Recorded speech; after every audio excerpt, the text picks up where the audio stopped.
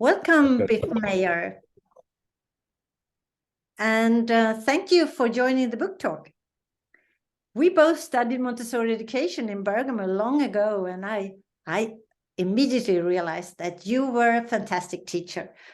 So no wonder I asked you to write the chapter about Montessori education for the ages 9 to 12. With your chapter, you are letting the reader glint into your classroom. And in this way, the reader gains understanding of the teaching and learning process in a Montessori classroom. Please, Biff, tell us something about your chapter. I'm happy to. Thank you very much. Highlight of my life was spending time in Italy with you.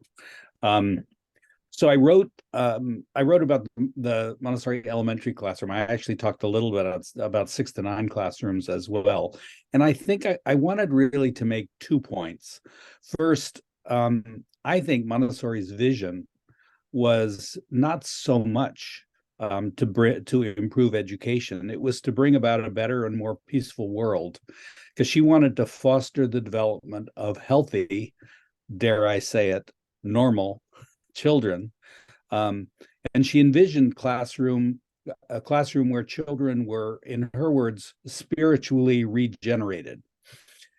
She wanted their neuroses, which she called deviations, to just fall away.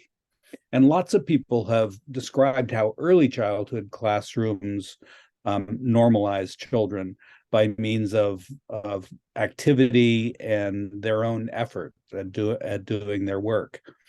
But I wanted to explain how I think elementary classrooms captivate the mind of the older children, and by using a family-style, multi-age community, by employing special materials that utilize patterns and codes and stories to make important concepts deeply memorable, and that support the development of habits and attitudes of responsibility and autonomy.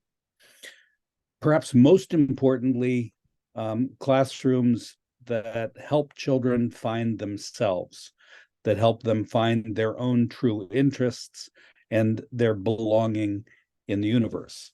So I tried to explain how some of these things are expressed in the curriculum and also in the routines of the day.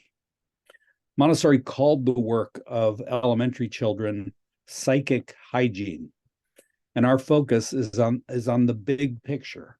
It's on the idea of the universe, on how things are all connected, on the gratitude that we feel every day for the way the forces of nature and the people and the plants and the animals and even the bacteria, I'd say even the viruses, past and present, contribute to our well-being.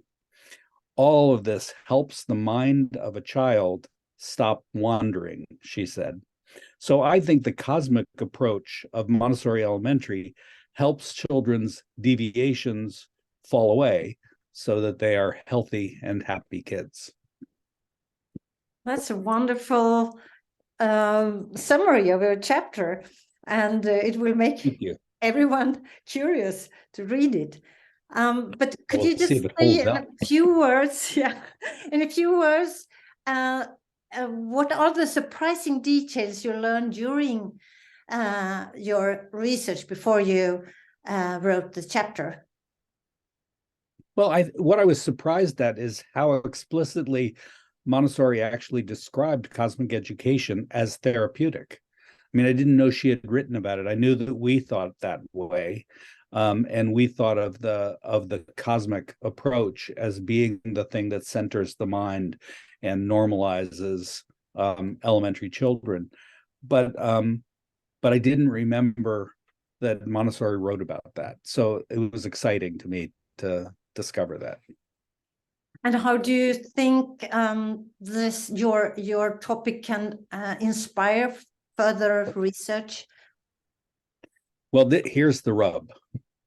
I think that that Montessori teachers are constantly challenged by the tension between what what they think they're responsible for delivering in terms of outcomes that other people find critical, and the philosophy of still at the elementary level following the child and letting children choose.